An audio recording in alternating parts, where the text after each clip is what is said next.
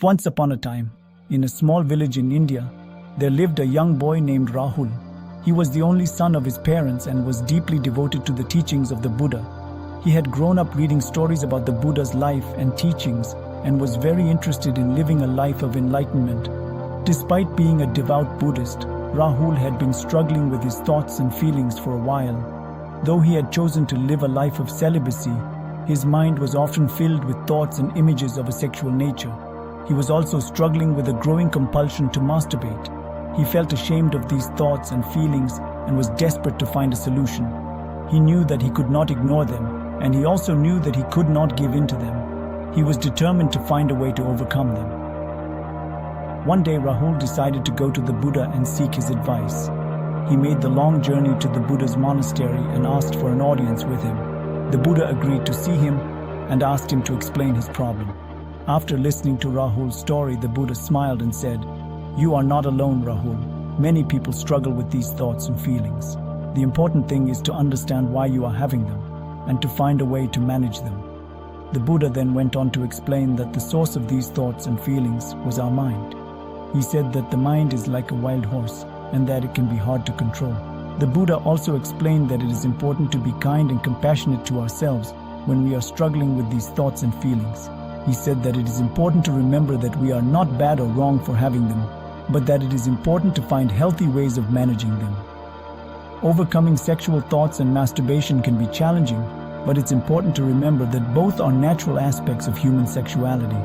However, if you feel that it's interfering with your daily life or causing distress, today I will share you 7 tips to overcome sexual thoughts and masturbation.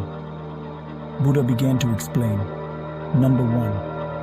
Understand your triggers. Try to figure out what makes you think about sex or want to masturbate. It could be certain situations, images, or thoughts. Once you know your triggers, you can try to avoid or deal with them better. Number 2. Distraction techniques. When you notice sexual thoughts, do something else to keep your mind busy. It could be playing a sport, working on a hobby, or spending time with friends. This way, you shift your focus away from sexual thoughts. Number 3. Set goals. Think about things you want to achieve in your life. It could be studying, getting a job, or improving a skill. When you have clear goals, you'll be more motivated to work toward them, and this can help take your mind off sexual thoughts. Number 4. Meditation and mindfulness. These are techniques where you learn to pay attention to the present moment and calm your mind. They can help you gain better control over your thoughts and urges. Number 5. Healthy lifestyle. Eating well, getting regular exercise, and getting enough sleep can help regulate your body's hormones, which might reduce the frequency of sexual thoughts. Number 6. Avoid pornography. If you watch a lot of sexual content, it can make sexual thoughts more frequent. Try to limit your exposure to explicit material if you think it's causing a problem. Number 7. Self-compassion. Don't be too hard on yourself. It's normal to have sexual desires. What matters is how you handle them. Treat yourself with understanding and kindness as you work on managing these thoughts and behaviors. After his discussion with the Buddha, Rahul felt much more at peace. He knew that he could still struggle with these thoughts and feelings, but he also knew that he could manage them in a mindful way. He thanked the Buddha for his advice and returned to his village, feeling more confident and peaceful.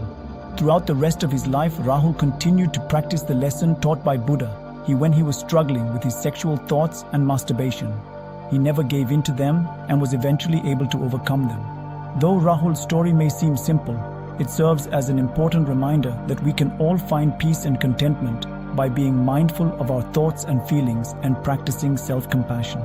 By doing so, we can find a way to manage our thoughts and feelings in a healthy way. Thank you for watching.